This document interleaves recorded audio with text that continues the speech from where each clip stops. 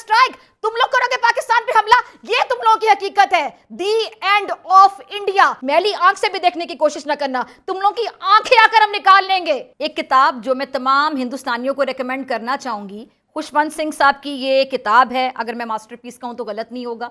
इसका टाइटल, वो कहते हैं ना कि नाम ही काफी है, तो नाम ही काफी है जी। नाम है इसका द एंड ऑफ इंडिया, कि किस तरह भारत हिंदुस्तान टुकड़े टुकड़े होगा और किस तरह ये अपने खात्मे का खुद जिम्मेदार बनेगा। ये सो कॉल्ड इंडिया, भारत ही सेकुलर इंडिया है, सो कॉल्ड सेक्युलर, जो कि बाकी सेक्युलर की डेफिनेशन को भी नहीं समझता। सेकुलरिज्म की डेफिनेशन क्या होती है, जाके जरा दोबारा पढ़ें।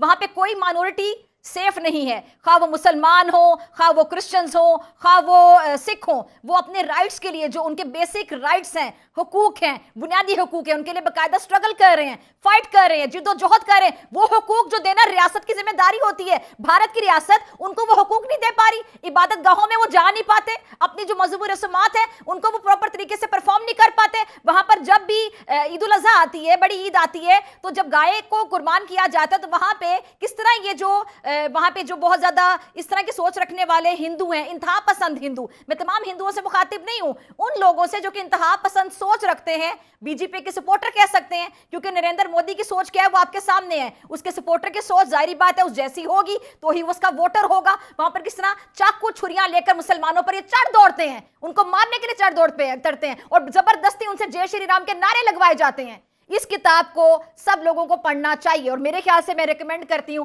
ये किताब नरेंद्र मोदी को भी पढ़नी चाहिए, इसकी कॉपी अमित शाह को भी भेजनी चाहिए। इस किताब की कॉपी जिसका नाम है द एंड ऑफ इंडिया, जो कि हकीकत है, जो कि मुस्तकबिल है इंडिया का, इनको याद रखना चाहिए पल पल कि इनका मुस्तकबिल ये है। इसकी एक किताब की कॉपी जो है अमित शाह को भेजनी चाहिए, अजीत डोवल को भेजनी चाहिए और इसके साथ साथ राजनाथ सिंह को भेजनी चाहिए, अर्नब गोस्वामी जो नफसियाती सा एंकर इनका स्टूडियो में बैठा होता है उसको इसकी कॉपी भेजनी चाहिए, मेजर गौरव आर्या को भी पढ़ना चाहिए। दी एंड ऑफ इंडिया अपने तज्जियों में जरा इसको भी पढ़ के शामिल कर लें, ताकि तुम लोगों की औकात याद रहे। तुम लोग करोगे सर्जिकल स्ट्राइक, तुम लोग करोगे पाकिस्तान पे हमला, ये तुम लोगों की हकीकत है। दी एंड ऑफ इंडिया।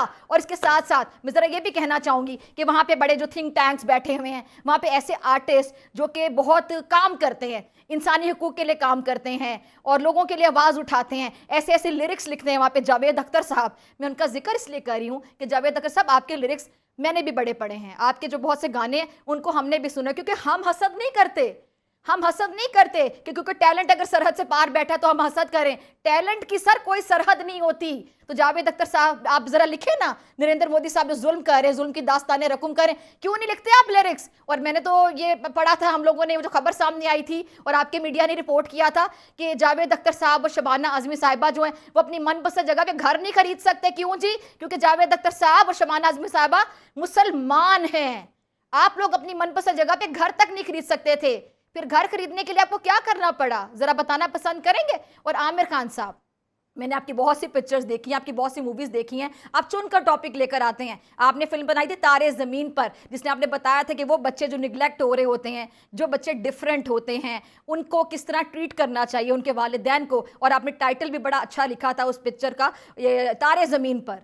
तो मैं जानना चाहती हूँ कि ये जो बच्चे जो दलित हैं, जो शूदर हैं, वहाँ पे जिनके साथ बड़ा बुरा सलूक किया जाता है, कि जहाँ से वो गुजर जाते हैं उस जगह को भी, पता नहीं क्या नफ्सियात है हिंदुस्तान में, कि उस जगह को भी साफ किया जाता है कि खुदा ना खास्ता जो बच्चा है ये इंसान का बच्चा नहीं है, अगर वहाँ से गुजर गया तो उस जगह को आप लोग साफ करते हैं कि उस जगह से हमने गुजरना है। जो उतली जात ऊंची जात पात के लोग गुजरेंगे, जहाँ से निचली जात पात का शूदर गुजर गया या वहाँ से दलित का बच्चा गुजर गया, तो आप उस जगह को साफ करते हैं। कब बना रहे हैं आप फिल्म ऐसे बच्चों पर, उनके राइट्स पर, उनके बुनियादी हुकूक पर, कि कितनी उनकी नफ्सियात मुतासिर होगी। और मेरे ख्याल से वो वक्त दूर नहीं है जब एक और 1947 होगा, एक और 1947 होगा, हिंदुस्तान का सीना चीर कर खालिस्तान भी बनेगा। जैसा कि अब मेरे साथ मेहमान मौजूद है पन्नू साहब, वो कितने कॉन्फिडेंस से कह रहे थे कि ये तहरीक जोर पकड़ेगी और हिंदुस्तान का सीना चीर कर ये खालिस्तान बनाएंगे। और वो वक्त भी दूर नहीं, आप याद रखिएगा, जब आपकी अपनी जो निचली जात पात है, जिसको आप शूदर कहते हैं, जिसको आप दलित कहते हैं, जो आपका जात पात का कॉन्सेप्ट है, ऊंची जात निचली जात, जब वो लोग आपके खिलाफ बगावत करेंगे, क्योंकि जिसको जितना दबाया जाता है वो उतना उभर कर सामने आता है। और आईक्यू लेवल की तुम लोग बात करते हो, आईक्यू लेवल था हमारे बाउजदाद का, जिन्होंने उस टाइम पर प्रिडिक्ट कर लिया था कि टू नेशन थ्योरी, दो कौमी नजरिया, उनको पता था कि तुम लोग आगे जाके क्या करोगे।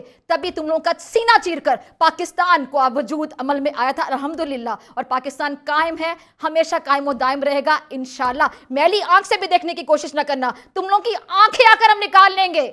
तुम लोग की आंखें निकालना हम अच्छे तरीके से जानते हैं। तो तुम लोग के जो झूठे दावे हैं सर्जिकल स्ट्राइक के और आए दिन फॉल्स फ्लैग ऑपरेशन करते हो अपना वोट बैंक मजबूत करने के लिए, अब ये भी ज्यादा नहीं चलेगा, क्योंकि तुम लोगों की हकीकत सिर्फ ये किताब है जिसका नाम है दी एंड ऑफ इंडिया।